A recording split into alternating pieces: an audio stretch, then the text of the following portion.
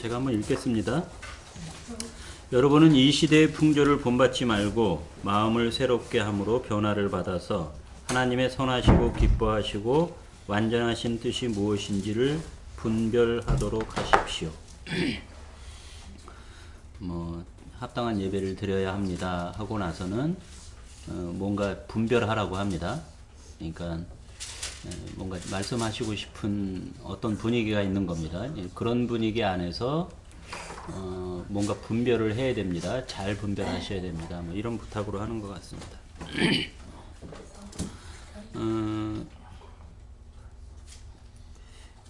이제 9장, 10장, 11장 이 앞쪽에는 하나님이 세상 사람들을 어떻게 구원해 가시나, 이스라엘 백성뿐만 아니라 세상 사람들을 구원하시는데 로마에 있는 교인들한테 편지를 하고 있는 중이니까 혹시 이제 노파심에 하시는 말씀 같아요. 혹시 가만심에 빠지거나 우쭐에 있거나 이스라엘 사람과 비교해서, 왜 요즘도 우리가 그러잖아요. 유대인들은 참 어리석었어. 어리석게도 예수님을 몰라봤어. 부인했어 하는 그런 생각들이 우리한테도 있잖아요.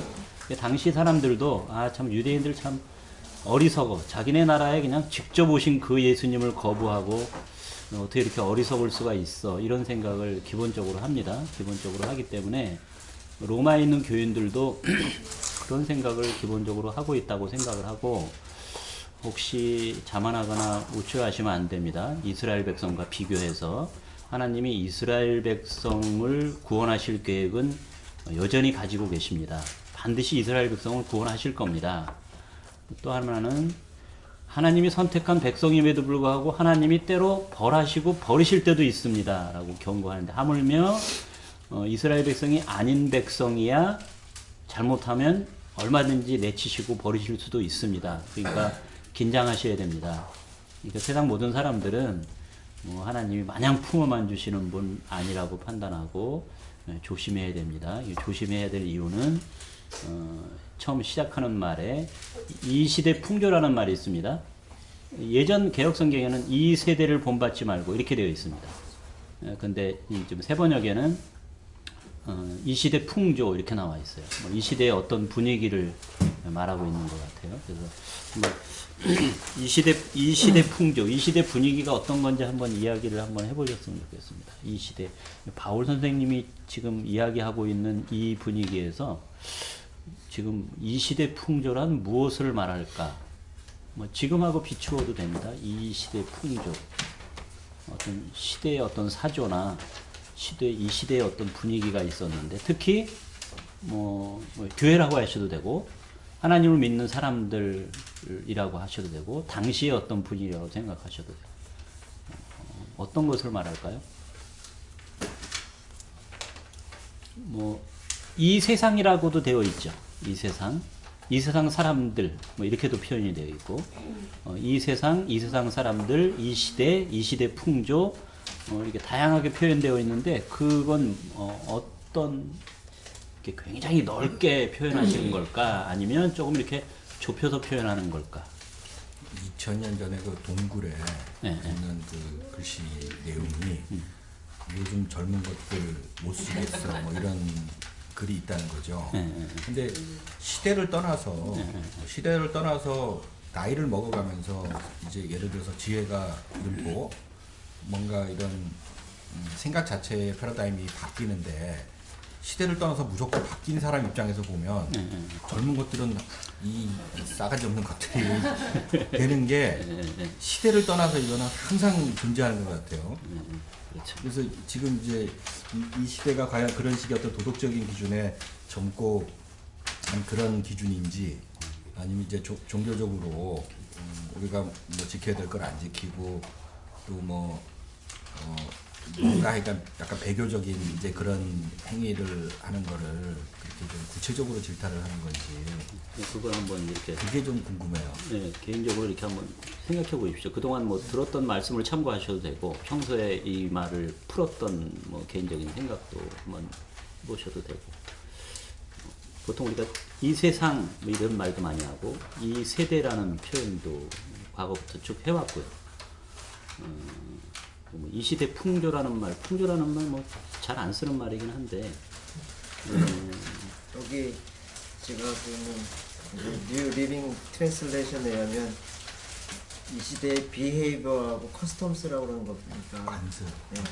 어떤 행동들과 습관적으로 따라서 하는 것도 네, 그런 것들이 문제겠죠. 그러니까 결국 예수님이나 이 바울 사도에서 그 가장 했던 건 권력 또는 배금주의 또 성적 타락 그런 그러니까 지금도 마찬가지고 항상 그거는 그러니까 돈이 일단 예수님이 말씀하시는 머머니 주인이 되는 그런 세상 또 그리고 권력이 주인이 되는 세상 또 자기 욕망이 주인이 되는 세상을 이 세상이라고 표현하지 않으셨을까 생각합니다.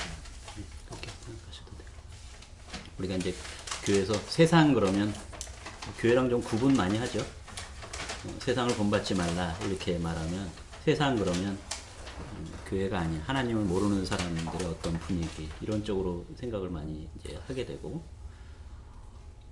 교회 안이 더 타락한 데도 요즘엔 많던데. 그래서 이제 지금 이 이제 로마서니까 로마서는 이 대상이 있는 거잖아요. 이 편지를 받아야 할 대상이 있고 이 편지를 받는 사람들이 어떤 사람들인지 또 그 사람들한테 편지할 때 바울 선생님은 뭘 두고 누구를 대상으로 두고 한 말인가도 많이 참고를 해야 되겠죠. 로마에 있는 교인들에게 편지하는 편지 안에 너희는 이 시대 풍조 지금의 어떤 분위기 중에 너희가 따라가면 안 될 어떤 분위기가 있으니까 잘 분별하도록 하십시오 이렇게 말하고 있잖아요. 최소한 로마에 있는 교인들은 우리도 마찬가지지만 기록 목사님이 남성교회 식구들에게 편지를 한다고 하면 일단 요 교회 안에 들어와 있는 사람들이죠. 요 밖에 있는 사람들 뭐 리라 초등학교나 승희여정 경비하는 아저씨들한테 쓴 편지는 아니죠. 여기 교회 교인들에게 편지를 할 거 아니에요. 그러니까 대상이 이렇게 좀 좁아지죠, 그죠? 좁아져서 이 사람들에게 이 시대 풍조라고 할 때 로마에 있는 교인들한테 세상의 것을 버려라든지 세상 것 따라하면 안 된다든지 할 때 그 밖의 세상 예수를 믿기 전의 분위기를 말하는 걸까? 아니면 지금 로마 교회 안에 어떤 분위기를 말하는 걸까라고 이렇게 좁혀볼 수 있을 것 같아요. 그러니까 아까도 말씀드렸지만 당시에 교회를 오는 사람들은 뭐 교회가 따로 공간이 있었던 건 아니지만 모임에 공동체에 오는 사람들은 우리가 잘 쓰는 말로 세상 것 버리고 온 사람들이잖아요. 세상 것 다 뒤로 하고 그쪽에 가면 편안한데 안전한데 위험을 무릅쓰고 공동체에 들어온 사람들에게 보내는 편지이기 때문에 너희가 그 세상 것 두리번거리는 거 세상의 버릇들 이런 걸 말하기보다는 좀 안에 당시 로마 교회 안을 이렇게 좀 좁혀 생각하면 좀 바울의 의도를 더 잘 읽을 수 있지 않을까. 그래서 이 시대 풍조라고 할 때 어떤 예수님이 오셨을 때도 아까 말씀드렸지만 당시 신앙의 분위기 있잖아요. 유대 사회 안에 하나님을 믿는 신앙생활의 기본 분위기. 그 분위기를 이렇게 틀거리로 이렇게 잡아준 사람들이 있어요. 하나님은 이렇게 믿는 거야 하고 어떤 규범을 잡아주고 요즘식으로 하면 대한예수교 장로회 통합 측 교회 헌법 규례들 규칙들 신앙생활은 어떻게 해야 되는 길잡이 이런 거를 할 때 크게 뭉뚱그려서라도 여기선 벗어나면 안 돼라고 정해놓은 것들이 있다면 대표적인 게 우리 신앙고백이죠. 신앙고백이라는 틀로 사람들하고 이렇게 구분해서 우린 이렇게 신앙생활을 하는 거야 라는 어떤 틀이 있죠. 그 각 교단마다 교단 신앙고백이 있습니다. 지금 우리가 사도신경이라는 신앙고백을 하잖아요. 여기 간단하게 요약된 신앙고백이 있는가 하면 각 교단마다 신앙고백이 있어요. 예배는 어떻게 되냐? 하나님은 어떻게 생각한다? 성령님, 예수님, 그리고 이 사회 문제, 때로 통일 문제 이런 건 어떻게 우리가 생각해야 되느냐는 그런 교단의 신앙 고백이 있어요. 굉장히 여러 페이지죠. 한 20페이지 이상 되는 그런 고백서가 길게 자세히 되어 있어요. 그게 각 교단의 신앙 고백이에요. 이게 아마 당시에도 그런 어떤 흐름이 있었을 거예요. 전체 흐름을 이렇게 잡고 가는 주된 어떤 세력들이 있었을 거라고 생각이 됩니다. 그러니까 예수님이나 사도 바울, 뭐 베드로 이런 분들이 당시에 이 틀을 잡고 가는 신앙의 분위기 안에 가끔 이렇게 시비하는 것들이 있습니다. 시비해서 이건 아닌데 하는 것들이 있죠. 바울과 베드로도 옥신각신하죠. 그거 아니잖아. 왜 그렇게 했어라고 이렇게 시비를 할 때 그거를 이렇게 가름해주는 어떤 분위기가 있습니다. 아, 바울이 맞아, 베드로가 맞아 하는 어떤 전체 분위기가 있습니다. 그 분위기를 참고를 하면 여기서 말하는 이 시대 풍조는 좀 좁혀서 생각해야 되지 않을까 하는 겁니다. 그래서 이미 세상을 떠나온, 세상을 어떻게 보면 등지고, 이 세상 것하고 타협하면 안 돼. 하나님의 뜻이 먼저야. 하나님이 바르다고 하는 것이 먼저야라고 생각하면서 로마 교회 공동체에 들어온 사람들에게 바울이 편지하는 것이니까 앞에서부터 계속 주의하십시오, 긴장하십시오. 지금 이렇게 안심하고 있을 때가 아닙니다. 지금 잘하고 있다고 생각할 텐데 예배 잘 드리고 있습니까? 삶으로서의 예배를 잘 드려서 잘 살고 있습니까? 라고 지적을 하고 있는 건 잘못하면 분위기에 휩쓸려 가지고 잘못 가는데 잘 가고 있다고 생각할지 모른다는 거죠. 그건 이제 지금의 분위기도 이렇게 한번 곁들여서 생각해 보면 지금 이렇게 교회라는 기독교라는 틀 안에 이 시대 풍조는 뭐 같아요? 대세죠, 대세. 그 안에 뭐 작은 목소리가 있다면 뭉뚱그려서 전체적으로 어느 방향으로 나아가고 있는 어떤 방향들이 있어요. 이렇게 거기서 이렇게 벗어나면 시비하는 주된 세력들이 있어요. 주된 분위기. 그러니까 이 시대 기독교 분위기. 그러니까 한국 기독교의 분위기라고 말할 때 뭐 교단마다 색깔이 있긴 하죠. 색깔이 있긴 하지만 뭐 기독교 총연합회, 뭐 기독교 연합회에서 다른 이야기를 할 때 시비를 할 때 이렇게 탁탁 이렇게 선거주는 어떤 기준이 있어요. 그 풍조는 어떤지 괜찮겠죠? 이 시대 기독교의 기본 흐름, 정통이라고 말하는 흐름은 무난하겠다, 괜찮을 것이다, 아니면 좀 수정해야 되지 않아? 아니면 좀 자세히 살펴서 떼어낼 거 떼어내고 뭐 좀 개선해야 되지 않아? 개혁해야 되지 않아? 이런 분위기가 안에 있나요? 아니면 그런 목소리 너무 미세해서 별로 안 들리고 그냥 쭉 한국형 기독교로 이렇게 쭉 나가고 있는지. 후자에 가깝죠. 네? 그렇죠? 이제 그 한국형 기독교가 이렇게 쭉 나가고 있는 방향 분위기가 괜찮은가? 괜찮지 않아서 모였으리라고 생각이 되는데 괜찮을까? 괜찮으면 뭐 우리나라 한국교회 웬만한 교회 그냥 가서 신앙생활하면 돼요. 되는데 이건 아닌데 이건 아닌데 교회가 분위기가 왜 이래? 여긴 왜 이렇게 하지? 이렇게 할 때 고민을 한다는 뜻은 아닌데 아니라고 말을 못 하는 거예요. 그죠?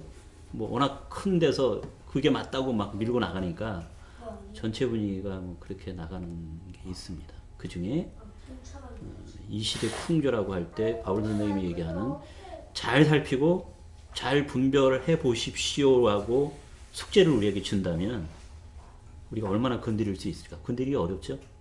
뭐 전체 분위기를 감히 똑같은 얘기도 한 10,000명 교회 목사님이 하는 거하고 한 20명 모인 교회 목사님이 하는 거하고 틀리죠? 똑같은 얘기를, 똑같은 원교를 가지고 사회 지금 되어지는 것을 이야기할 때 말이 먹히는 게 좀 틀리죠? 크면 뭐 그런 게 있나 하지만 조그마한 데서 말하면 대수롭지 않게 생각하고 하는 그런 분위기.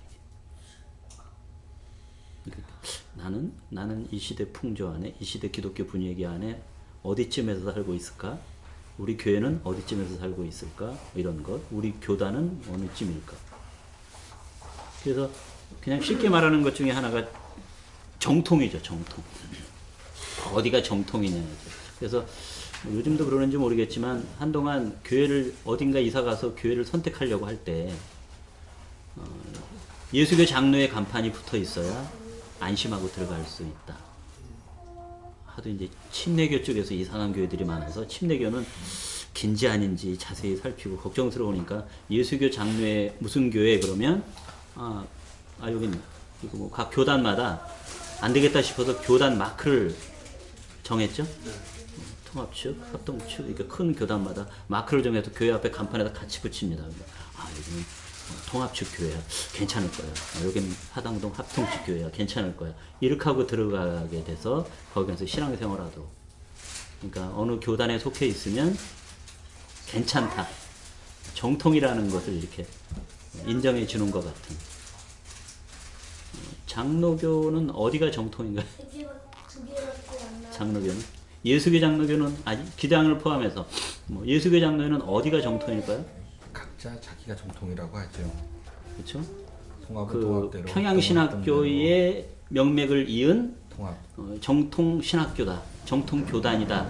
이거는 예수교 장로의 이름을 붙인 신학교는 다 그렇게 붙입니다. 그래서 개교 기념일이 다 같아요.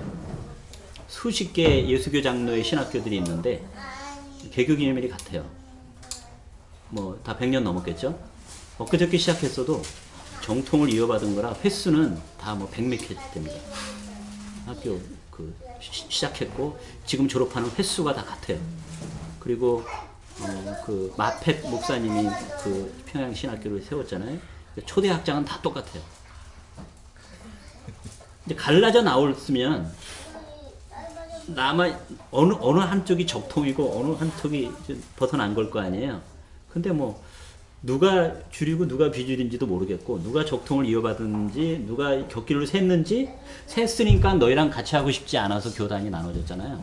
그러면 어딘가 조금 벗어났고 어디는 제자리를 지키고 있는 게 있어야 되는데 서로 우리가 정통을 이어받았다고 그러죠. 그 정신을 평양신학교의 그 설립 정신을 이어받은 신학교라고 주장하는 장로교 신학교가 굉장히 많죠. 다른 교단도 마찬가지인데 그렇게 주장을 하죠. 교단 우리가 정통이다. 거기에는 교세가 한 몫을 하죠. 150만이다, 200만이다 하는 교세가 정통이라는 걸 이렇게 뒷받침해 주죠. 작으면 몇만 명 안 되면 목소리가 작습니다. 저기는 사입일 것 같다라고 이렇게 생각을 하죠. 그런 정통이라는 것이 있습니다. 기독교 총연합회 이런 거기에 소속됐느냐 안 됐느냐. 아예 교단 없는 교회들도 있죠. 그리고 우리는 어디도 속하지 않은 교단이라고 새로 만들었죠. 독립교회? 네, 근데 거기도 교단이에요. 그죠?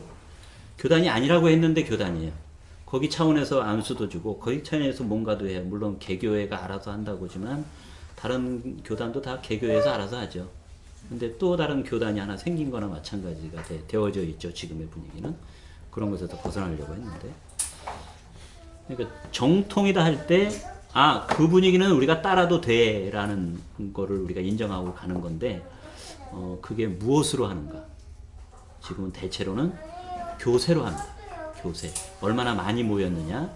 얼마나 많은 목회자나 지금 교인들이 거기에 동참하고 있느냐로 주류, 비주류, 정통이다, 아니다를 가릅니다. 어떤가요? 그거로 가릴 수 있을까요?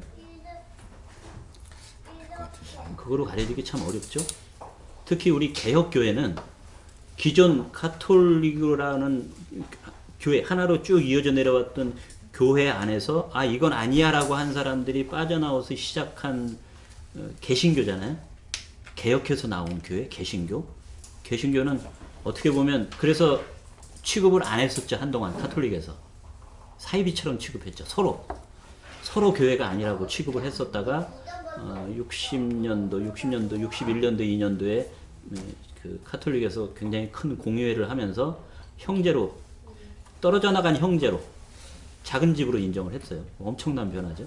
개신교를 개혁교회를 작은 집으로 인정을 하고 교류를 조금씩 하고 그게 말이라도 그렇게 불러주고 갈라져 나간 형제라고 불러주고.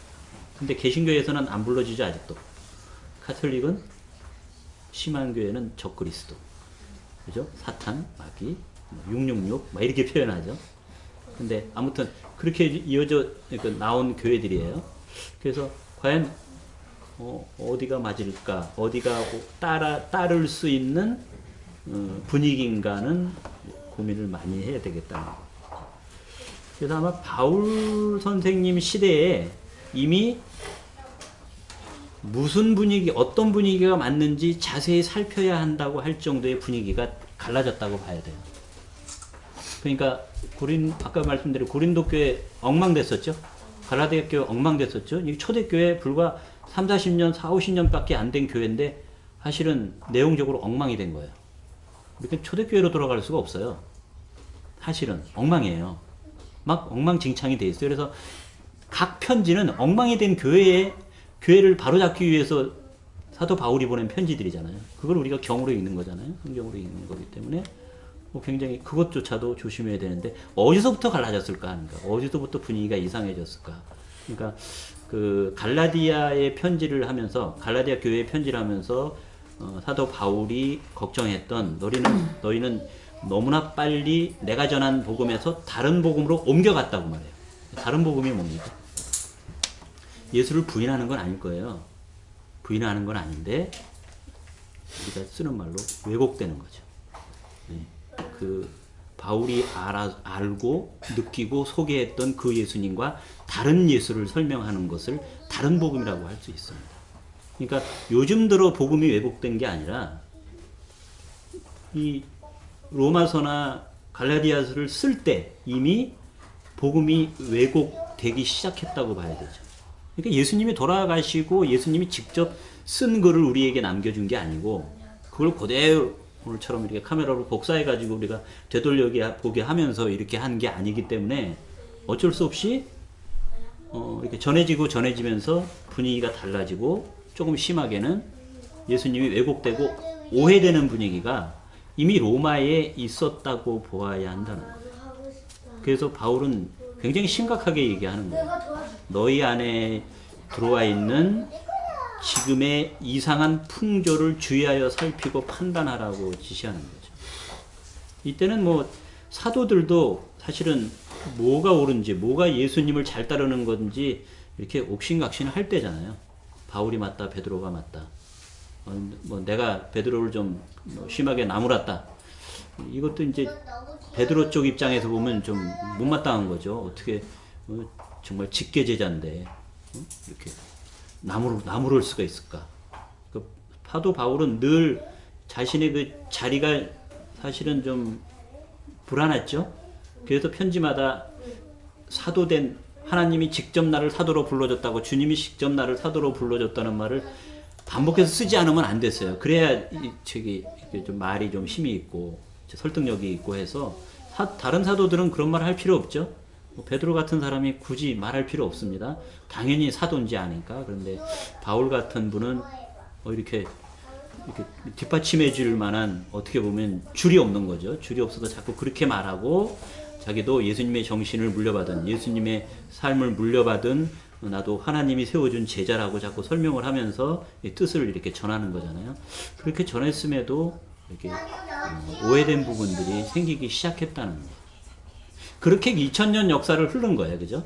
역사를 흘렀는데 그럼 한 2000년 지나면서 왜곡된 부분을 우리가 잘 골라내고 걸르면서 기독교 교회사가 이어져 내려왔을까? 어느 때 쓸 것 같습니까? 잘 그 해를 거듭할수록 잘못되고 왜곡된 부분을 수정하고 원래 자리로 돌아가서 옥석을 잘 가려서 지금의 우리에게까지 왔다고 생각하십니까? 아니면 뭔가 자꾸 다 덧붙여졌다고 생각하십니까? 어땠을 것 같습니까? 그렇게 희망적이지는 않죠. 정말 깨끗하게 골라내면서 역사를 계속 써왔을까 우리가 교회가. 밖에서 기독교를 시체말로 개독교라고 이렇게 하는 거 보면은 그 덧붙여서 잘못된 게 흘러온 게 많은 거. 그러니까 이제 저는 이제 이렇게 물어보는 거예요.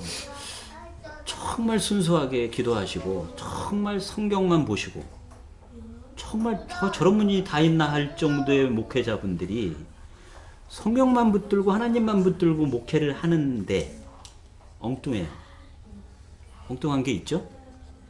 왜 이것만 바라보고 딴 거 생각 안 하고 술수 안 부리고 하는데도 왜 이렇게 어긋날까 할 때 우리가 늘 봐와야 하는 교회가 목숨처럼 생각하고 있는 이 성경이 그렇게 엉뚱하게 가르쳐 줄 리가 없는데, 엉뚱하게 해석하도록 우리를 유도할 리가 없는데, 왜 지금의 교회는 이렇게 자꾸 우리가 뭐 천에 하나 만에 하나 그러면 그런 걱정 안 하잖아요. 근데 천에 하나 만에 하나 괜찮고 그냥 뭐 어디를 들여다봐도 좀 답답한 게 보이니까 이건 좀 근본적으로 우리가 뭔가 이렇게 보고 살피고 하는 그 웅덩이가 뭐가 잘못된 게 아닌가라고 우리가 고민을 해봐야 된다는 거죠. 그 웅덩이라는 게 사실은 워낙 많이 오염된 것 아닐까.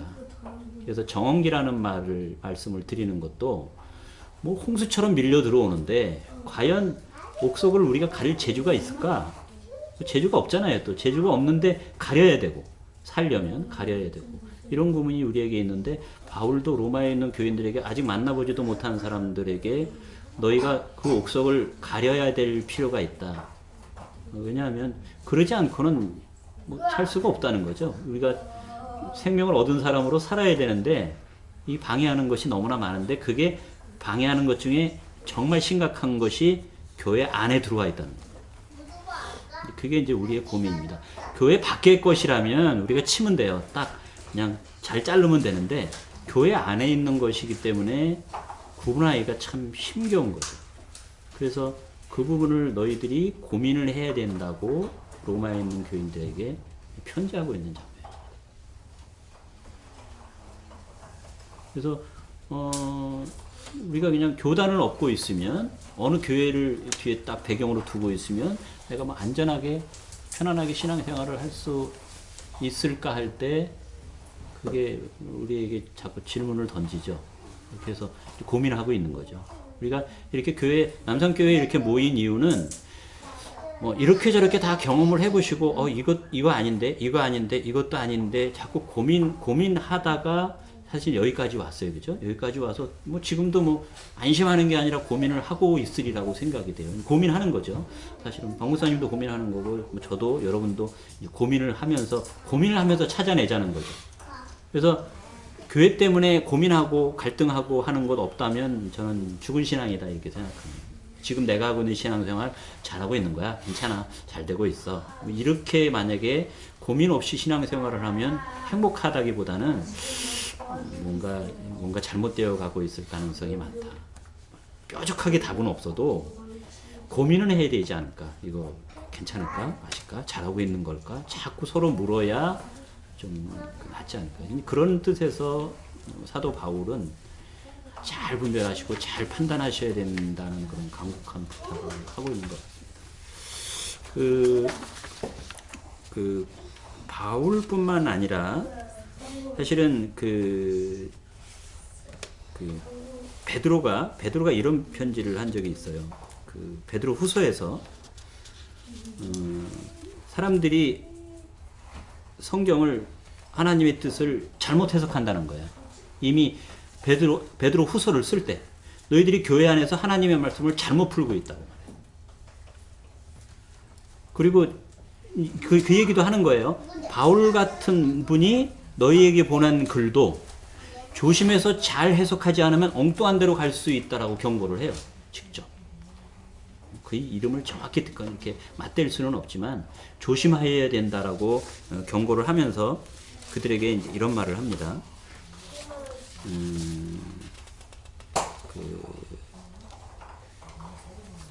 베드로 후서 1장 16절 또 2절에서 3절까지 사이에 이런 말을 하는 거예요. 내 마음에 날이 새고 샛별이 떠오를 때를 말해요. 내 마음에 날이 새고 샛별이 떠오를 때. 19절이죠. 베드로후서 1장 19절에. 내 마음에 날이 새고 샛별이 떠오른다고 할 때 뭔가 번쩍 뜨인 거죠. 뭐 우리식으로 말하면 뭔가 깨달음이 탁 떠올라서, 뭐 일반적으로 뭐 불교나 이런 데서 말하는 각을 했다고 할까? 뭔가 깨침이, 새로운 것이 딱 올라서 이거라고 생각되는 환한 무엇을 느꼈을 때, 그때까지 기다려야 된답니다. 뭔가 풀이하고 해석할 때. 그러지 않고 풀었다가는, 그러지 않고 해석했다가는 엉뚱하게 될 수 있다. 그리고 이미 그 당시에 그 교회 안의 분위기를 설명할 때 어설프게 성경을 풀고 해석하면 결국 그 사람들이 교인들의 호주머니를 털어가고 만다고 말해요. 교인들의 호주머니를 턴다는 표현에 저는 새번역 성경을 그래서 예전부터 좋아했어요. 그러니까 이거 저희가 95, 6년도 이거 개정판 나왔을 때 아예 교회가 성경을 이거로 바꿔버렸어요. 개혁 성경 너무 어렵고 힘들고 저도 어렵고 이거 실감도 안 나고 재미도 없고 얼른 이거 좀 우리 중학생들도 쉽게 알아볼 수 있는 성경으로 바뀌어야 되는데 교단은 못 바꿨어요. 결국 못 바꿨어요. 못 바꾸고 개혁 개정판을 내고 말았어요. 다행히 남산교회에서는 새번역을 쓰고 있잖아요. 그러니까 기우동 교단은 한 단계 뒤로 후퇴해버린 거예요. 또 엄청나게 시간을 후퇴해버린 거예요. 개혁 개정판 우리 중학생들이 읽으면 모릅니다. 못 알아들어요. 여전히 옛말이 많아요. 어려운 말이 많아요. 그러나 우리가 가지고 있는 성경 중에 번역된 성경 중에 새번역은 아이들이 읽어도 얼마든지 많이 풀어주지 않아도 실감나게 읽을 수 있습니다. 하나님의 말씀을. 근데 이 번역에서 때로 어느 번역도 오류가 있긴 있죠. 오류가 있기는 있지만 그냥 읽으면 우리 아이들이 실감나요. 성경을 잘못 푸는 교회에 가면 우리 주머니가 털린다. 이거를 알아들을 수 있어요. 왜냐하면 잘못 해석해서 교인들을 유혹하고 미혹해서 그런 길로 빠지는데 잘못된 길로 빠지는 게 아니라 신앙생활을 잘하고 있다고 생각하는 거예요. 빚을 내서 헌금을 해도 나 잘했어. 나 이번에 권사 임직 받으면서 500만 원 했어. 너희는 얼마 했어? 이게 속으로 아쉬우면서도 자랑이 돼요. 그리고 그렇게 안 하는 교회 가면 이상하게 봅니다. 저희가 임직을 몇 번 했는데 절대 그거 하지 말라고 그랬어요. 그리고 기념품, 손님 오는 답례품 절대 하지 마라. 해도 교회에서 한다. 수건 한 장 안 줬어요. 근데 어느 날 마지막 임직식 할 때 교인들이 몰래 수건을 맞췄어요. 교단 이름까지 바꿔가면서 급하게 하다 보니까 기독교 장로회, 성취중앙교회 이렇게 해서 선물을 만들었어요. 우리도 뭘 좀 모아서 교회에 이렇게 해놔야 되지 않아요? 그랬어요. 그건 그렇게 하는 교회 가서 하시고요. 우리는 안 합니다. 그리고 모든 비용은 교회가 됩니다. 그리고 선물 하나 드렸어요. 지금 이 새번역 성경 합본. 열심히 일할 분들이니까 일 많이 하라고 우리가 부탁하는 거기 때문에 여러분들한테 뭘 받을 이유가 없습니다. 교회가 일 시키는 거니까. 근데 그거가 너무 어색해가지고요. 교인들이. 너무 어색해서 어쩔 줄 몰라 했어요. 우리가 아무것도 안 하고. 감사헌금은 해도 되냐요. 그것까지는 내가 못 말린다. 각자가 알아서 하나님께 감사하다고 드리는 헌금을 우리가 말 수는 없다. 내가 그건 알아서 하시라고. 그러나 모아서 의논해서 무엇을 이렇게 만들어 놓지는 마십시오. 근데 그렇게 안 하면 이상한 분위기가 되어 있어요. 이상하지만 다 그렇게 하니까 그렇게 하는 걸로 되어 있습니다. 이건 누가 봐도 아닌 건데 뽑아내지 못해요. 왜냐하면 전체 분위기가 그러니까. 그것만은 아니잖아요. 정말 이건 아닌데 뺄 수가 없는 것들이 너무나 많아요. 그러니까 고민하다가 그냥 내가 발을 빼는 거죠. 내가 발을 빼시잖아요. 내가 발을 빼시고 그런 분위기가 아닌 곳을 자꾸 찾는 거죠. 그러니까 그걸 뭐라고 경고한 거냐면 베드로는 아직 그 마음이 뭔가 샛별이 떠오르지 않았는데 뭘 환히 볼 수 있는 눈이 열리지 않았는데 저처럼 자격증이 있다고 목회를 한 거예요. 그죠? 자격증 따면 교회 할 수 있잖아요. 그죠? 어디서 불러주면. 그리고 아직 덜 뜬 눈으로 성경을 보고 별로 비치는 것도 없는데 비쳤다고 하고 그리고 설교를 하고 아멘 하면 일을 하는 거잖아요. 그러니까 엉뚱해질 수 있다고 베드로도 경고를 하시는 거죠. 그러니까 바울도 그런 부분에서 너희 안에 있는 교회 안에 자연스럽게 스며들어오는 엉뚱한 분위기가 있는데 분위기가 이미 틀이 잡힌 것 같아요. 로마 교회 안에.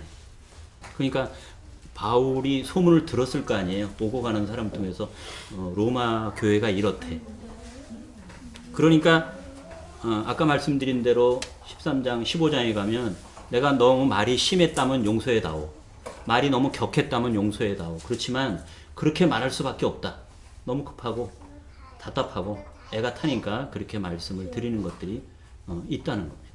그러니까 여기서 이 시대 풍조는 당시 로마 교회 안에 있다고 보는 것이 낫지 않을까 하는 겁니다. 지금 우리가 이거 2000년 후에 우리가 지금 읽는다면 지금 시대의 그림으로 읽는다고 해도 이 시대 풍조는 저 지금 뭐 하나님 알지 못하는 저 세상은 분명히 아닌 것 같아요. 우리 안에 있는 분위기. 이거는 좀 더 조심스러운 건 뭐냐면 아까 잠깐 말씀을 사석에 했지만 사람들이 모여서 그룹이 모양이 커지면 자연스럽게 생기는 것들이 있어요. 모였기 때문에.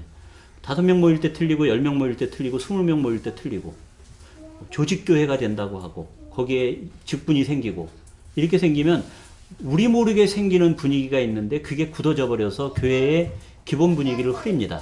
예수님이 본래 원하셨던 분위기를 그게 거슬러요. 예수님은 격이 없는 것이었어요. 계급이 없는 분이셨잖아요. 계급이 없이 정말 예수님인지 제냐인지 그냥 지게 막 들어오신 분인지 상관없이 층 없이 그렇게 어울려서 함께 공동으로 같이 생활하고 같이 웃고 울고 하는 그런 분위기를 원하셨는데 우리가 20명만 돼도 어느새 분위기가 이건 아닌데 하는 분위기가 들어와 있습니다. 들어와서 장 만들어야 되고 그 다음에 뭐 총무 만들어야 되고 잘했는데 회장이 되면 이상해지고 총무가 되면 또 이상해지고 저 사람 언제 이렇게 어깨에 힘이 들어갔어? 이거는 전에는 없던 거잖아요. 근데 이게 모양이 만들어져요. 교회가 사람이 모여지고 모양이 커지면 어쩔 수 없이 그게 필요한 건데 필요한 것이 들어오면 엉뚱해집니다. 로마에 있는 교회는 이미 제법 규모가 있었을 테고요. 사람들이 제법 모였을 테고 그 안에 나름 그런 버릇이 들어와 있었을 겁니다. 이건 유대 사회가 오랫동안 굳어져 있던 것이고 거긴 유대 사회가 아니라고 할지라도 사람들이 사는 사회였기 때문에 예수 그리스도를 믿으려고 온 사람임에도 불구하고 사람 마음속에 아주 기본적으로 깔려 있는 것이기 때문에 그런 것이 스며들어와서 교회를 좌지우지했을 것이라고 생각이 됩니다. 그러니까 교회 안에 있으면 안 되는 분위기가 있다.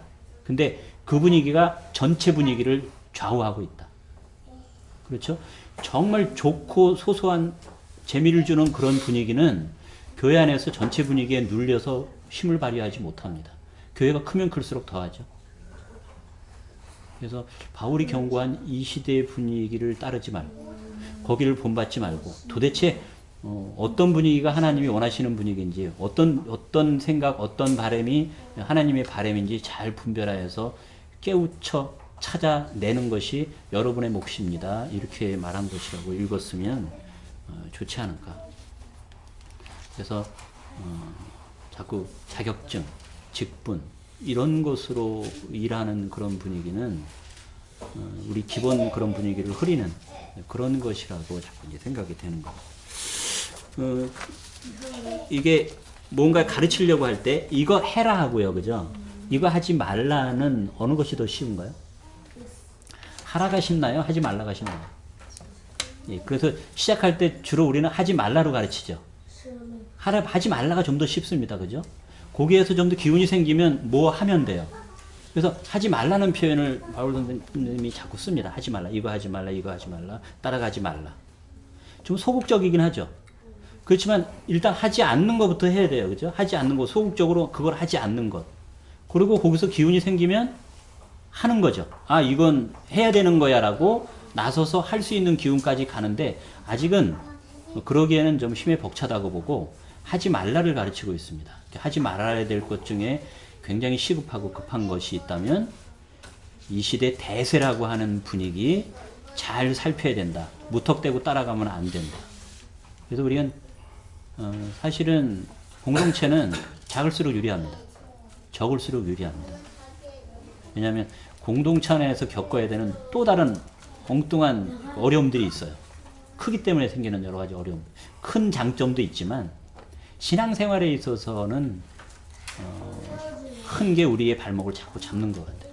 그러니까 대형 이렇게 나가면 우리의 발목이 잡히는 것이어서 가능하면 이 소규모 단위로 계속 쪼개져서 공동체를 했어야 바람직하게 나오지 않았을까 하는 그런 바람도 있는데 그러면 바울이 이렇게 우려하고 염려하는 그 분위기는 조금 그냥 미연에 미리 방지하면서 공동체를 이쁘게 키워나갈 수 있지 않을까 그래서 이거는 어떻게 보면 첫걸음이라고 할 수 있죠. 산 제물이 되는 방법. 살아있는 예배를 잘 드릴 수 있는 방법. 이것 중에 한 가지를 처음에 제시하는 건데 자꾸 대세라고 따라가면 안 된다. 대세라고 따라. 전체 분위기가 그렇게 간다고 해서 그냥 나도 모르게 그렇게 따라가서는 정말 이를 그를 칠 수 있으니까 그것은 조심해야 된다고 좀 소극적인 명령이지만 첫 번째 어떤 어투로 이 말을 하고 있는 것 같은데 그 뒤에는 뭐 구구절절이 그래야 돼 그래야지 하는 것들이 뭐 꽉 차 있습니다. 꽉 차 있지만 뭐 그것 뭐 참고 분명히 해야 되지만 시작은 현재로서의 우리의 시작은 복음이 왜곡된 부분을 우리가 어떻게 걸러내느냐입니다. 그건 너무 어려운 숙제예요. 여러분은 뭐 여러 경로를 통해서 우리가 기존에 생각했던 것과 다른 이야기를 많이 듣게 될 겁니다. 앞으로 훨씬 더 많이 듣게 될 거예요. 많이 듣게 될 때 기존의 우리 버릇처럼 성싹해하면 안 돼요. 울타리 잡고 싸우면 안 돼. 저거 잘못된 거야. 저런 책, 저건 절대 기독교인이 읽어서는 안 되는 책이야. 이렇게 가지치는 버릇이 우리에게 있습니다. 성 쌓고, 성을 기왕에 쌓는데 넘어오려고 하면 더 높이 쌓고. 그래서 그냥 우리 안에 갇혀버립니다. 갇혀버리면 우리가 뭔가 찾아내기가 사실은 더 어렵습니다. 그러니까 좀 아닌 말을 들었더라도 일단 담아두신 다음에 나중에 기운이 생길 때 다시 열어서 다시 살펴서 오히려 그것도 괜찮은 말이었지 않냐 검토해서 내 것으로 만들고 정 감당하기 어려우면 제쳐두고 이런 것을 반복하면 좀 더 기운이 세워지지 않을까 하는 그런 바람도 같이 담겨져 있습니다. 그래서 저는 어쨌든 그걸 찾아가는 과정 중에서 지나가는 말을 이렇게 한마디씩 좀 부담이 되지만 말씀을 드리는 것이라고 할 수 있는데 정말 훌륭한 분들, 정말 훌륭한 목사들, 정말 훌륭한 교수님들, 학자들이 양심 고백처럼 하는 연구 결과들이 있어요. 그걸 한국의 주류 교단 이런 분위기에서는 쉽게 받아들이지 못합니다. 그걸 인정을 안 해요. 이렇게 들어와서 논의하려고 하지 않아요. 그래서 아예 애초에 이렇게 밀어냅니다. 그래서 교인들에게 혹시 가르칠 기회가 있으면 절대 거들떠 보지 말라고 그러죠. 그러면 정말 그냥 오류에 파묻힐 가능성이 많아요. 그래서 정말 그분들이 얼마나 순수한 열정으로 공부를 해서 이건 이런 것 같은데 라고 내놓은 연구 결과는 우리가 한 번쯤은 듣고 고민해야 된다고 생각합니다. 그럴 수도 있겠다. 그게 뭐죠? 많이 있어요. 아니 그거 좀 많이 켜주세요. 예, 많이 있고 하는 고민들 이런 거 있죠. 제가 언젠가 와서 쉴 수 있는 날을 설명할 때 안식년 있죠. 안식년은 어디를 봐도 사람이 쉬는 거 아니에요. 성경 어디를 봐서 안식년에 사람이 쉬는 법 없어요. 땅이 쉬는 겁니다. 땅이. 근데 교묘하게 뽑아냈어요. 제주가 좋아요. 서구에서 특히 대학 교수들이 신학교 대학 교수들이 뽑아낸 거예요. 뽑아냈는데 사람에게 적용을 해버렸어요. 왜 사람이 7년이라고 7년째 쉬어요? 성경은 어디도 그렇게 말한 적 없어요. 딱 하나 사람이 쉬라고 한 명령은 일주일에 한 번 안식일에 쉬라고 돼 있어요. 근데 그들이 안식일에 못 쉬었어요. 그래서 7년에 한 번 몰아서 쉬는 겁니다. 몰아서 7년에 한 번이면 일주일에 한 번 못 쉰 거 다 되죠? 그렇게 하려고 한 건데 아무도 시비 안 합니다. 신학교에서 시비 안 하죠. 교회에서 시비 안 하죠. 목사님들 형편만 되면 그 안식년을 찾아 먹으려고 하는 거예요. 아니잖아요. 한번 찾아보세요. 성경 어디에 안식년을 사람이 쉬라고 했는지. 그거를 만약에 시비하면 그 신학교에 못 있죠. 그런 거 있습니다. 그건 뭐 그냥 아주 피상적인 건데 또 사실 그렇게 중요한 것도 아니에요. 중요한 것도 아닌데 그런 거 아니고도 정말 많은 그 대석학들 써주셨으면 좋겠는데. 그건 뭐 목사님을 통해서도 굉장히 많이 들으실 거예요. 조금 이렇게 듣는 거니까 고민해 보십시오. 그래서 저는 이제 그 옛날에 훌륭한 분들, 대석학들, 톨스토이 같은 분들 이런 사람들은 잘은 모르지만 뭔가 있는 분들이잖아요. 톨스토이 성경 보셨나요? 톨스토이 신약 성경 한번 보십시오. 젊은 사람들이 보면 재밌습니다. 다른 거 아니에요. 추린 거예요. 톨스토이가 자기가 생각하는 신약 성경은 복음서는 이거다라고 이렇게 엮은 게 있어요. 자기 주관적으로. 그렇죠. 주관적으로. 아, 이거는 아니야. 이건 내가 이거 넣을 수가 없어. 이거는 아니라고 봐. 하고 추린 게 있어요. 그게 복음서를 추려서 그냥 어떻게 나름의 방식대로 엮은 거예요. 그러니까 고민하는 거죠. 아, 톨스토이는 왜 이렇게 엮었을까? 무슨 생각으로 이렇게 엮었을까? 톨스토이의 부활은 뭘까? 왜 그렇게 표현했을까? 기존에 생각하고는 좀 다른 풀인데 엉뚱한 걸까? 그 사람이 엉뚱한 걸까? 아니면 기존 세상이 엉뚱했을까? 그건 이제 한번 이렇게 숙제를 해봐야 되죠. 숙제를 해보고 고민을 해봐야 되죠. 그분이 그렇게 고민을 했다면 뭔가 이유가 있지 않을까? 타당한 이유가. 그게 나한테 설득이 되면 내 것으로 하는 거죠. 요만큼 이해되면 나도 그렇게 생각할래. 나도 그렇게 살래. 이렇게 멘토 삼아서 본받는 거잖아요. 그런 숙제 풀이가 우리 그냥 신앙생활에 많이 이어져야 되지 않을까. 그래서 저는 이 세번역 성경 굉장히 좋아해요. 누구에게 선물을 해도 그냥 이거로 합니다. 교회 안 다니는 사람한테 선물할 때도 이거 교회에서 보는 성경이야. 이거 읽으면 재밌어. 그냥 읽혀져. 내가 봐도 감동이고 내가 봐도 덜 오해되고 쉽게 이해가 돼. 실감이 나. 그러면서 이 성경을 이렇게 보고 있는데 이게 우리한테 있는 거 참 복입니다. 세번역 성경이 우리한테 있는 거. 굉장히 많이 도움이 돼. 그런 도전에 도움이 많이 됩니다. 오해되는 부분을 좀 쉽게 해석할 수 있는. 실력이 있었으면 선생님처럼 영어 성경 보고 원어 성경 보겠는데 저는 애초에 포기했어요. 뭐 영어 원어 성경 나보다 훨씬 평생 한 분들이 골라서 의논해서 풀이해 준 건데 라면서 그냥 세번역 성경 그냥 만족하면서 보고 있는데 뭐 여러 가지 방식으로 원어가 됐든 영어가 됐든 이렇게 보면서 정확한 의미를 자꾸 찾아보는 건 도움이 많이 된다.